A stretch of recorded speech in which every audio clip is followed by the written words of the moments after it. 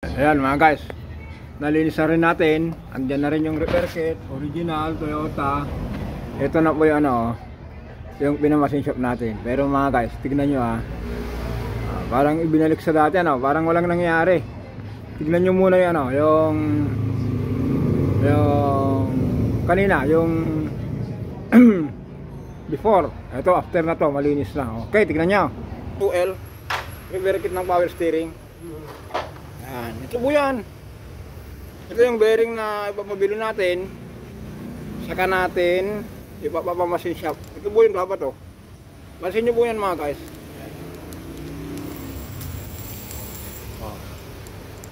Law he. Dapat po yan eksakto rito. Ito pong bearing po, yung itsura po nito, pati po ito nagkaroon na po ng problema. Kasi eksakto dito po dapat yung masakting Yung nangyari po, dito may clearance na rin Dapat po niyan, eksakto po niyan. Yan. Kaya yan. Pabili tayo ng bearing, oil seal, kasama na po yung mga repair kit. Pero pansinin nyo mga guys, yung repair kit, parang okay ba ito? I-save natin to kung kakayanin.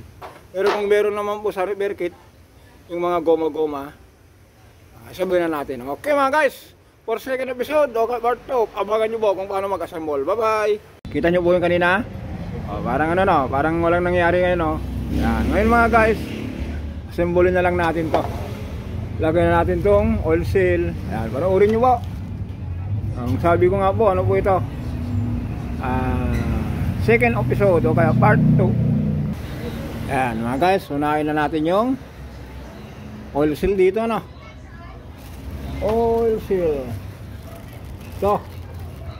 Kasi po mga guys, itong oil seal na to, dito rin nakakabit yan ganyan unyan. Yan, sorry. Yan, ganyan unyan. Ngayon, pasok na natin to dito. Sir, bigyan mo ako ng socket. Bigyan mo ako ng 22. Lagyan mo na rin ng extension, tapos yung martilyo na para lang tayo naglalaro rito. Sabi ko nga rito mga guys, parang Lego lang tayo rito.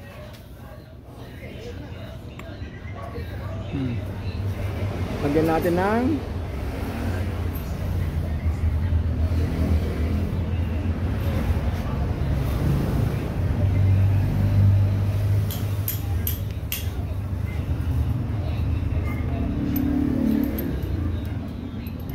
ito lang mga guys, sakit lang tayo rito.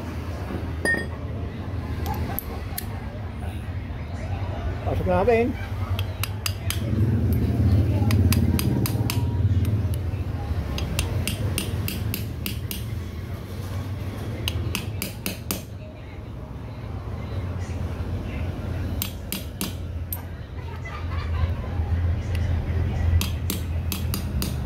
Yun mga guys, 1-0.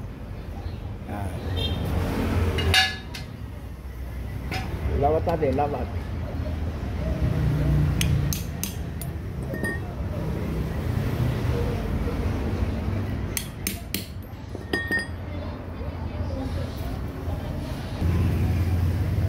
Sunod natin mga guys, ito na yung pinamasin shop.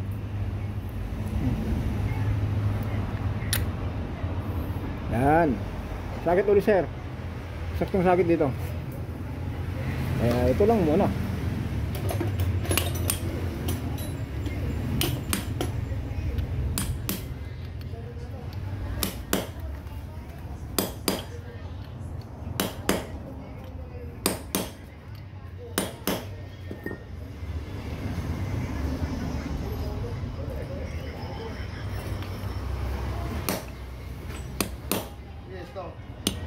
Alin? Hindi, okay na to. Pasok na to. Bigyan mo na lang ako ng sakit na malaki. Yung pinakamalaki rito, eksakto. Yung sakit na malaki. Pasok na yan. Okay na yan.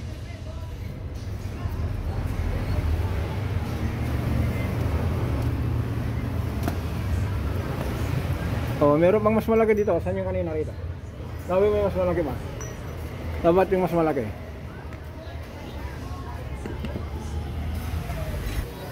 Yan, ito mga guys yung mas malaki. Dapat po malampasan yan ganyan.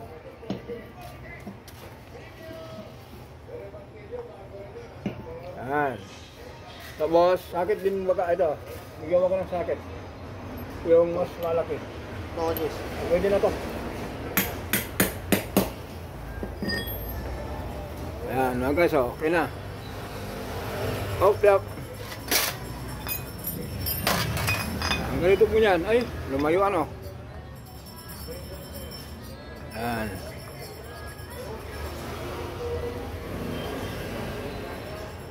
Ayan.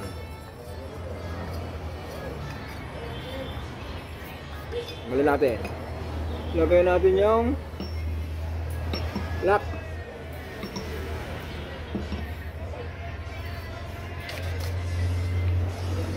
Yung ano sir, yung long nose.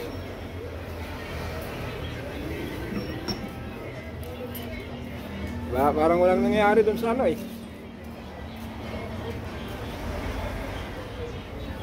Oo, yes. Mamaya natin. Wala. Nagamit na yung 14. Oh. Okay. Tapos, isang oil seal mga guys.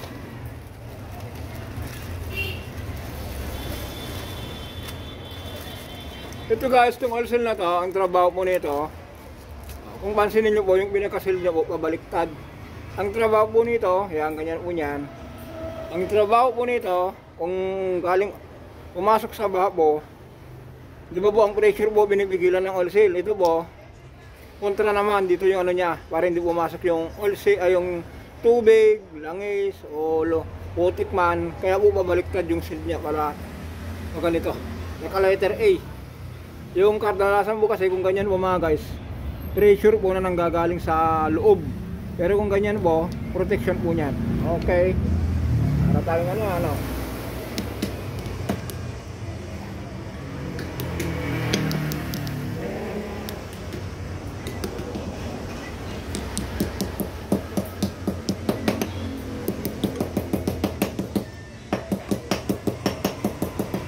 Ayan. Okay na. Tapos, ito yung buyon.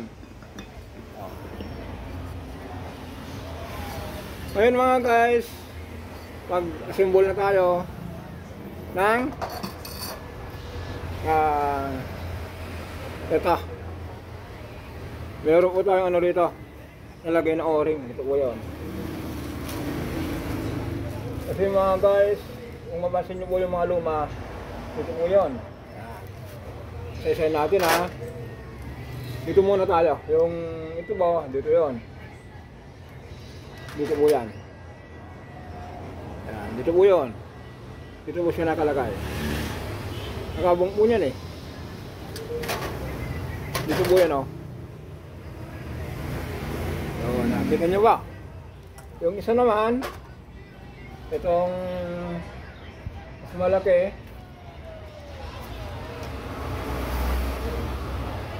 Yan. Saan po yan? Ito po yun.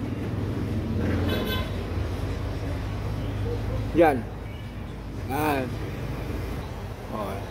Siguro na kompleto na yung galing dito. Yan namin po yan. Tapos, merong spring. Yan po yan. Wala na po kayong pagbilin. Nakalagay ko na. Yun.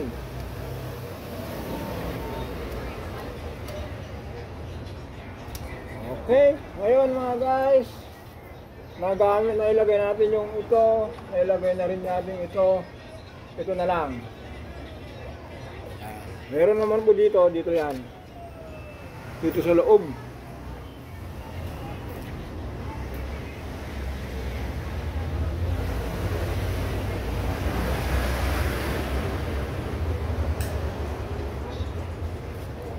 Yun. So, nakita nyo na ba? Itong dalawa na to, mamaya po niyan. Makita natin yan kung saan yan. Tapos ito po, wala na yan. May extra tayo rito. Tapos, yung original nyo po, yun yung sinalpak natin. Ito na lang po, sinilagay na natin po yan.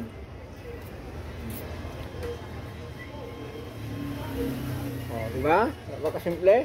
Ayun mga guys, sabi ko nga po, salpak na natin.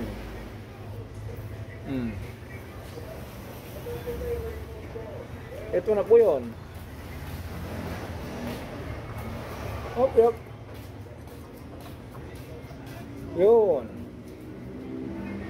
Yan. So boss, ito na. Ano lang po ito? So boss, ito po mga guys. Itong cartridge. May baliktaran po ito. Kagawa lang natin na ito nung nakaraan yung L300. Maandar na po yan, nandito sa likod natin. Ulitin natin mga guys ha.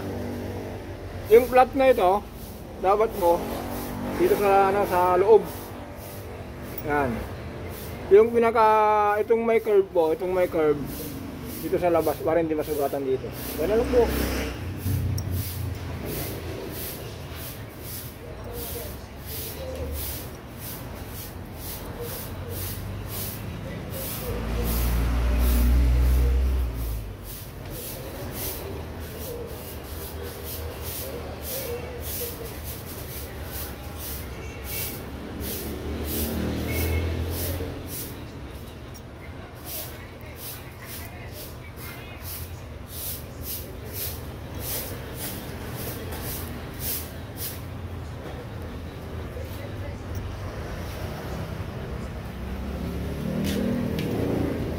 Tapos na.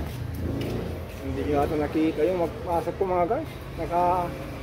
Ayun, tapos ito mga guys, yung dalawa na yan. Ito po yan, meron ng dalawa rito. Yung mas malaki po, yung mas malaki dito sa labas. Yan. Yung mas maliit po, dito po siya. Ayan, tapos ulitin natin mga guys. Kanina po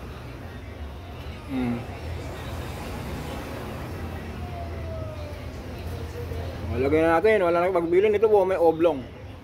Ito naman rin asawa po niya. Ayan. Ngayon ipapasok natin dito. Tapos mga guys, importante po niyan, yung o-ring po niyan dito po nakaabang. Tapos mayroon siyang ganyan. Dito po niya. Okay?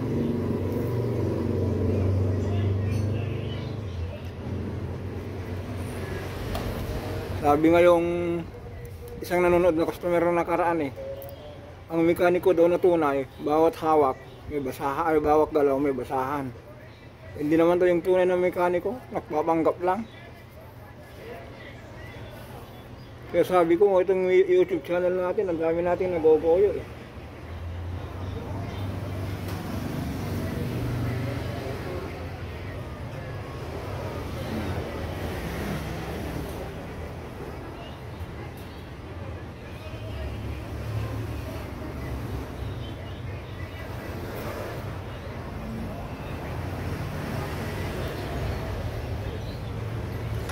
Tignan yung mga kasama ko mga guys. Iniwan ako. Ayaw nilang matuto. Yan, doon mo makikita yung yung mekanikong, yung taong gustong matuto. Yan, di ba? Totoo ko, mali. Tignan nyo nagtatrabaho na ako ngayon, wala na akong kasama. Tama, mali. Di ba? Yan ang sinasabi ko, si sir napapangitin na lang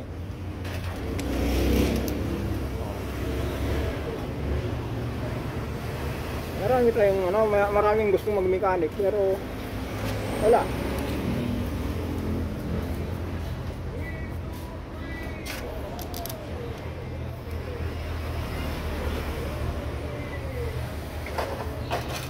Yan nyo mga guys. Iniwan ako ng mga kasama ko.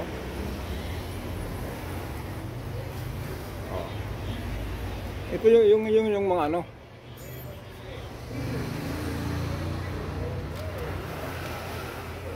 Okay.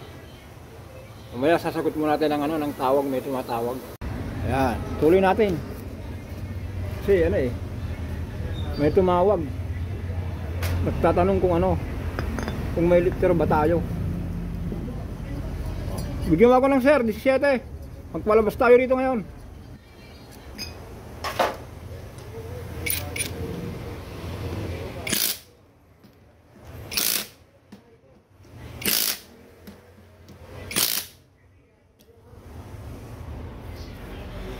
Kasi ito mga guys, 27, kita na natin to.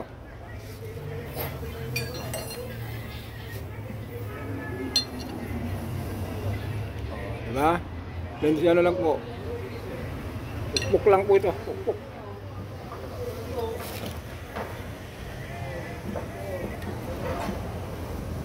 Ayan mga kasama ko.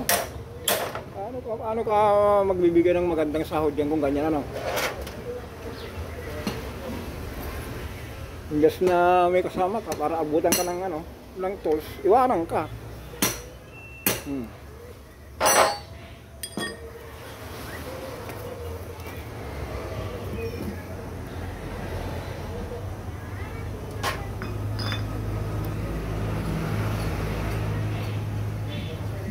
Huwag ka na ano, para magtasting na tayo. Wait. Sabi ko lang dito para hindi na mag-awit.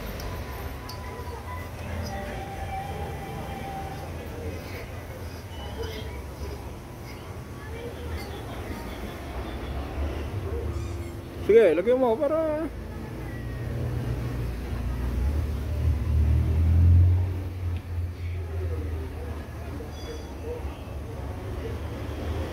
sige. Sige.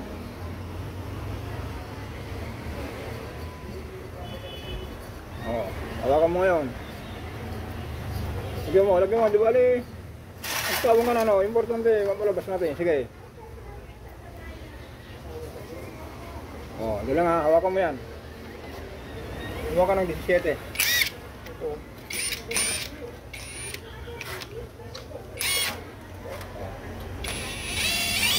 Oh. Oh, sabi ko, nasiritan na siya eh. Islam. Okay lang daw. Ayan, ganun lang mga guys. Ginamit lang natin to pang testing. Yun lang po. Basahan. Pasalpak na natin to. At yung o-ring nito mga guys, yung sobra. Ito to. Yung dalawa na yan. Sorry. Ito, andun sa ano. Andito nakakabit. Sorry. Dito. Yung may dalawang ano kasi dito. Tornilyo. Yan lang yung sasalpak natin dyan. Yan, nakumpleto na mga guys. Ganun lang po. Kung ganito po na may problema po, wag pong umatol agad ng bago ng buo kasi nakita nyo naman po, pinamasin shop po natin yan. Kung ikambas po natin ito mga guys sa surplusan, mga ganitong sasakyan po, more or less 5K na po ito. Average sa lang 5,000. Magkano sa machine shop sir? 600. Oh, 600 sa machine shop.